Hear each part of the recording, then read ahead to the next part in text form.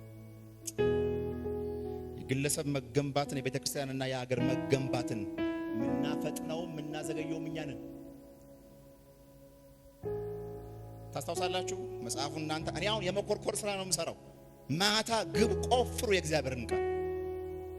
ኢየሩሳሌም ያ አመድ የነበረ ከተማ በ52 ቀን ውስጥ ኢየሩሳሌም ተገነባች ይላል። በዚህ ፍጥነት ይገነባል? አዎ መርህ ያጽናናል እግዚአብሔር እያለ በየቀኑ ይሰራል። እሱ በየቀኑ ነው የሚሰራው። በየቀኑ ነው የሚሰራው። በየቀኑ ነው ነፍሱን በእግዚአብሔር ቃል የሚሞላው የሚመግበው። በየቀኑ ሐሳብ አይቀይርም፣ ጸሎት አይቀንስም። በየቀኑ ነው። ይሄ እግዚአብሔር አይደለም እያለ ነው የሚሰራው። ሐሳብ ሲያስቀይሩት እግዚአብሔር እኮ ሊያደርገው አይችልም ሲሉት ይሄ እግዚአብሔር አይደለም፣ ክፉ መንፈስ ነው፣ ዲመን ነው እያለ እግዚአብሔር ግን ያጽናናል እያለ ነው የሚሄደው በየቀኑ። ስለዚህ በየቀኑ ኢየሩሳሌም ላይ ግንባታ ነው የምታዩት። እናንተ ፖለቲሻን ለሀገር የመሪዎች የምመኘው ይሄንን። ባለፈው እንዳልኳችሁ እኔ የቤተ ክርስቲያን ብቻ አገልጋይ አይደለም፣ የሀገር አገልጋይ ነኝ።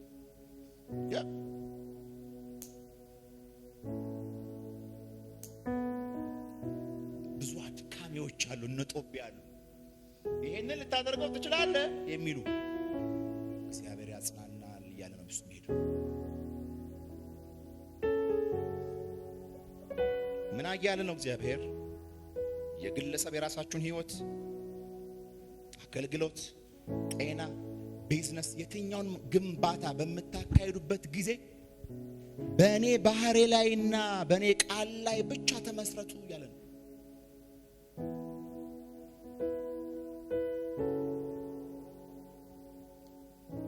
የሆኑ ሰዎች ሐሳብ ሲቀይሩ እግዚአብሔር አብሮ ሐሳብ የሚቀይር የሚመስላቸው ሰዎች አሉ። ትቼዋለሁ ያለ የሚመስላቸው ሰዎች አሉ። ከዛ አብረው ዝም ብል ይላል።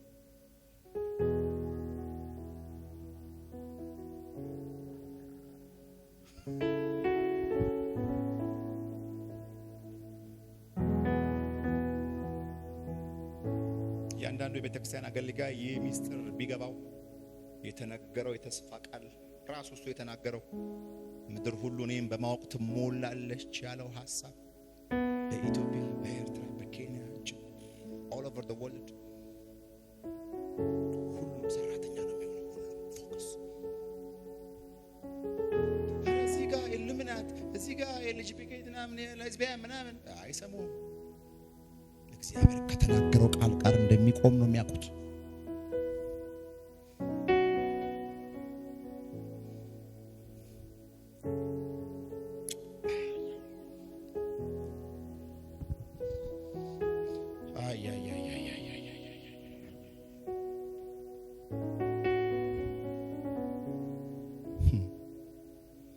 እስቲ አንድ ሰው ኢሳይያስ መጽሐፍ ምዕራፍ 51 ቁጥር 3 ያወጣልኝ። ኢሳይያስ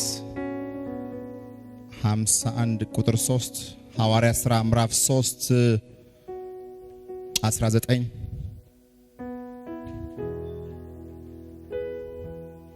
ዋው! አንድ ደቂቃ ነው ያሳለፍኩት። ማቆም አልፈልግም ፕሊዝ።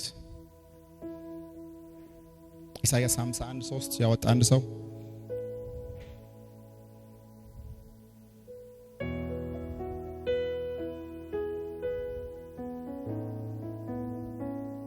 ራሴ ላንብበው።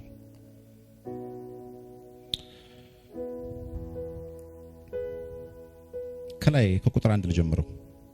ኢሳይያስ 51 እናንተ ጽድቅን የምትከታተሉ እግዚአብሔርን የምትፈልጉ ስሙኝ፣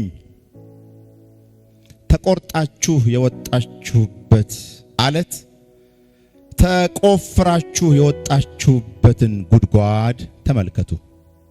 ወደ አባታችሁ ወደ አብርሃም ወደ ወለደቻችሁ ወደ ሳራ ተመልከቱ።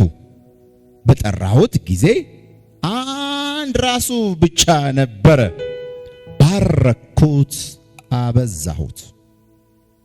እግዚአብሔር ጽዮንን በርግጥ ያጽናናታል። ሄሎ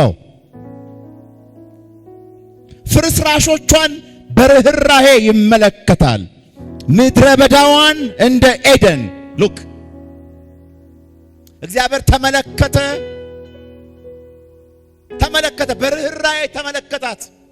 ከዛ ምን አደረገ? ምድረ በዳዋን እንደ ኤደን ገነት አደረገው። አስቀድሞም ወደዚህ ክብርም መውደቅም ከመጣችሁ በፊት እስቲ የእናንተን ጅማሬ የነበረውን አብርሃምን ተመልከቱት፣ ሳራንም ተመልከቷት።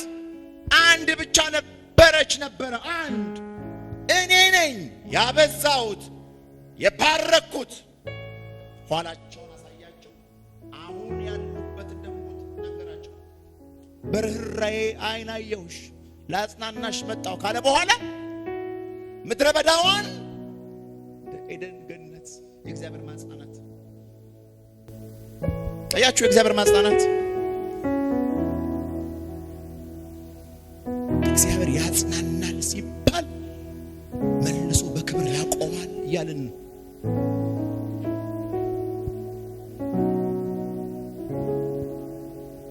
በክርስቶስ እግዚአብሔር የሰው ልጅ ያጽናናው ነው አይደል? ወይም አጽናንቶታል።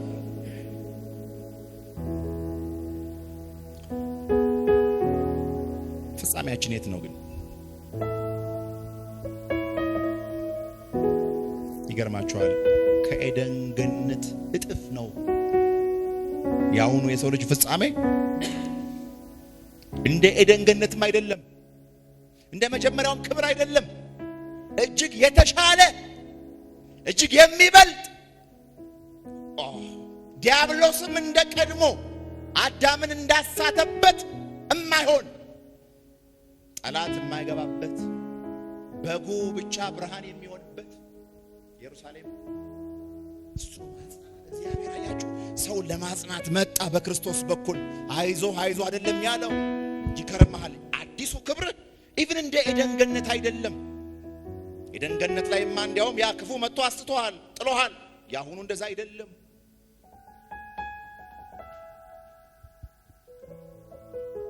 ለምንድን ነው ሁሉን ነገር ሰጥተን የምናገለግለው? ባይ ዘ ወይ ማጽናናቱን እናውቀዋለን፣ የተስፋ ቃሉን እናውቀዋለን።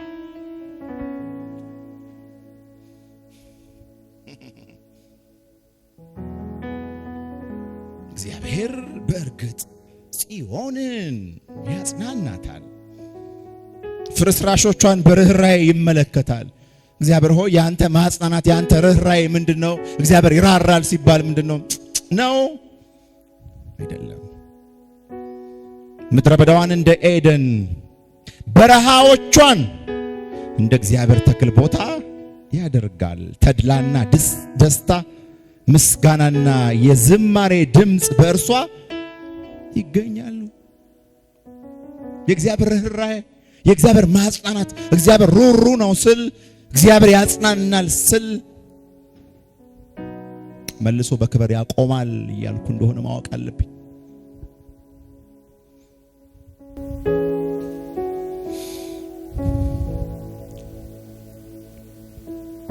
ነህምያ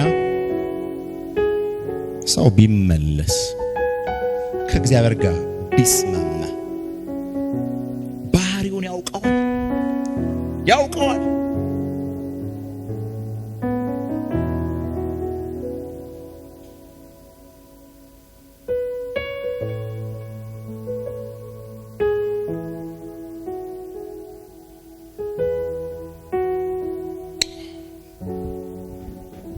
ይህንን ታላቅ የእግዚአብሔር የማጽናናት ባህሪ ካልተረዳን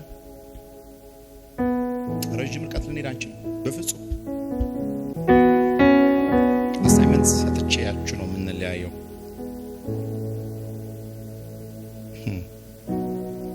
ምክንያቱም ሁለት ሀሳብ ነው ያነሳ ነው፣ በእግዚአብሔር ባህሪ ላይና በእግዚአብሔር ቃል ላይ የሚል።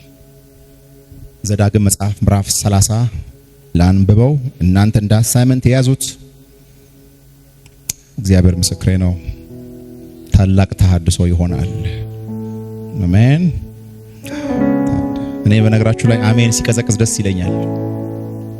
ብዙ ጩኸት፣ ስሜታዊነት ብዙ ስለማይማርከኝ ማለት ነው። አሜን ብትሉና ግን እርግጥ ብላችሁ ብታዩልኝ ደስታዬ ነው።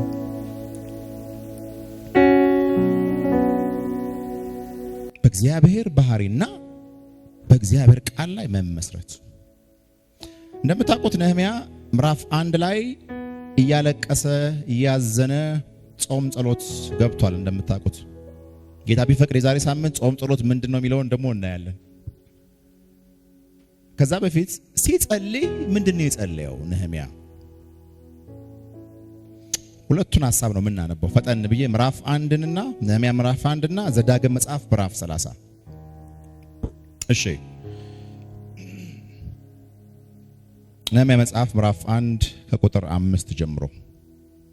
አቤቱ የሰማይ አምላክ ሆይ ለሚወዱህና ትእዛዝህን ለሚያደርጉ ቃል ኪዳንና ምሕረትን የምትጠብቅ ታላቅና የተፈራ አምላክ ሆይ እኔ ባሪያ በፊትህ ስለ ባሪያዎች ስለ እስራኤል ልጆች ሌትና ቀን የምጸልየውን ጸሎት ትሰማ ዘንድ ጆሮቹ ያድምጥ፣ ዓይኖቹ ይከፈቱ። በአንተ ላይ ያደረግነውን የእስራኤልን ልጆች ኃጢአት እናዘዝልሃለሁ። እኔና የአባቴ ቤት በድለናል። ያው ውድቀቱ እሱ ነው፣ በደል ነው። በደንብ ስሙ። በድለናል። እኛ በአንተ ላይ እጅግ ክፉ ሰርተናል። ለባሪያህ ለሙሴ ያዘዝከውን ትእዛዝና ሥርዓት ሕግም አልጠበቅንም። አሁንም ብትተላለፉ በአሕዛብ መካከል እበትናችኋለሁ። ወደ እኔ ብትመለሱ ግን ይሄንን የፈለኩት አሁን ከኔ ጋር ሁኑልኝ ፕሊዝ። ይሄ ቃል እንዳይሰወርባችሁ። ወደ እኔ ብትመለሱ ግን ትእዛዜንም ብትጠብቁ ብታደርጓትም ከእናንተ ሰዎች እስከ ሰማይ ዳርቻ ድረስ ምንም ቢበተኑ ከዚያ እሰበስባቸዋለሁ። ምንም ቢበተኑ ቆይ ብትመለሱ አለ። ይሄ የፈረሰው የተበታተነው ምንም ቢበተን ሩቅ ቢመስል እኔ አለ እሰበስባችኋለሁ። አሁን ነህምያ በእግዚአብሔር ቃል ላይ ሆኖ ነው የሚጸልየው። በፍላጎት ላይ ተመስርቶ ብቻ አይደለም የሚጸልየው። በነገራችሁ ላይ ሁሉ ጊዜ ፍላጎት በእግዚአብሔር ቃል ላይ መመስረት አለበት። ከነገናችሁ እንደርስቲ ዛሬ እንደ ጳውሎስ 3 ሰዓት 4 ሰዓት ልስበካችሁ እስቲ። አዎ የሆነ ነገር እንዲሰራልኝ እፈልጋለሁ። ጤናማ ነው፣ ተፈጥሯዊ ነው። ስጸልይ ግን በተቻለኝ መጠን በእግዚአብሔር ቃል መሰረት እንድጸልይ እግዚአብሔር ይፈልጋል። አሁን የጸለየ ያለው ነህምያ ጌታ ሆይ ዘዳግም 30 ላይ እንዳትረሳ ተናግረሃል። ከኔ ከወጣችሁ ተፈራረሳላችሁ። ደግሞ ብትመለሱ ለምን የምድር ጥግ ላይ አትቀመጡም? መልሼ ሰበስባችኋለሁ፣ እገነባችኋለሁ ብለሃል። ይሄው በንስሐ ተመልሻለሁ፣ ትገነባለህ እያለው እግዚአብሔር ይውላችሁ ከቃሉ ጋር ለዘላለም ይቆማል።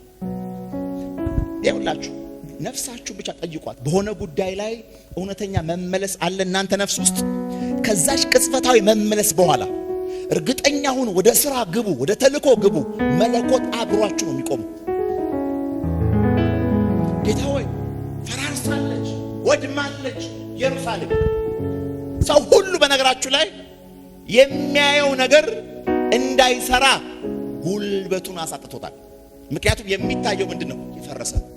ነህምያ የሚሰራውን ነገር ከማየቱ በፊት አምላክን ነው ያየው። ወይም የአምላክ ፍላጎት በሚሰራው ስራ ላይ ምንድነው? ከተመለሰለት ሰው ወገኖች፣ ሰው ከተመለሰለት እግዚአብሔር ምን ይፈልጋል?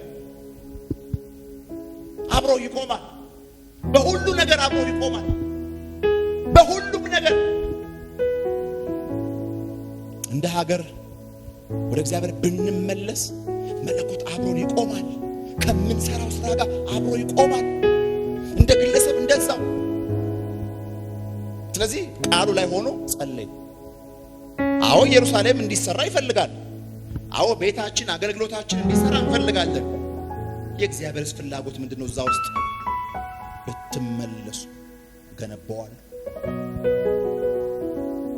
ስለዚህ ነህምያ ይሄ ጸሎቱ አጠቃላይ የአገልግሎቱን እንቅስቃሴ ሁሉ ይወስንለት ነበር። ምን ማለት ነው? ከዛ በኋላ የጥበብ ችግር አያጋጥመውም። ለምን? በኢየሩሳሌም መሰራት የእግዚአብሔር ፍላጎት ስላለ ጥበብ ይሰጠዋል።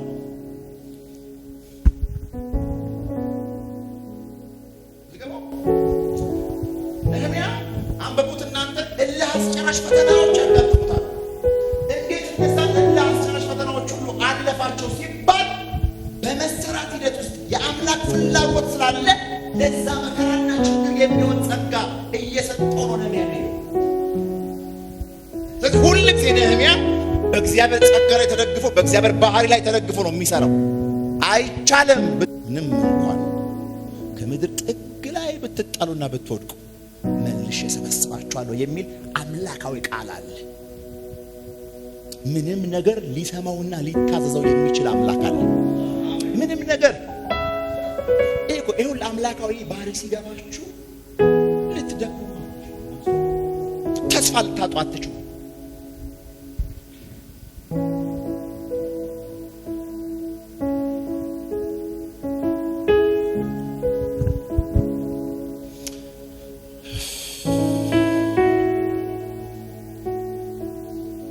ይህንን ትገነባዋለህ ነህምያ። አገሪቱ እኮ ፈርሳለች። አይሰማችሁም፣ በፍጹም አይሰማችሁም።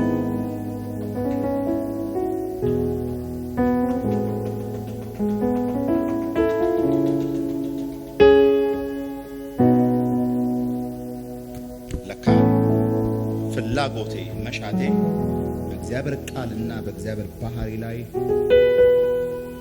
መመስረት አለበት። የእግዚአብሔር ፍቃድ እዛ ውስጥ ካለ የሚያጋጥመኝ ነገር አይደለም የማየው። አይ ፎከስድ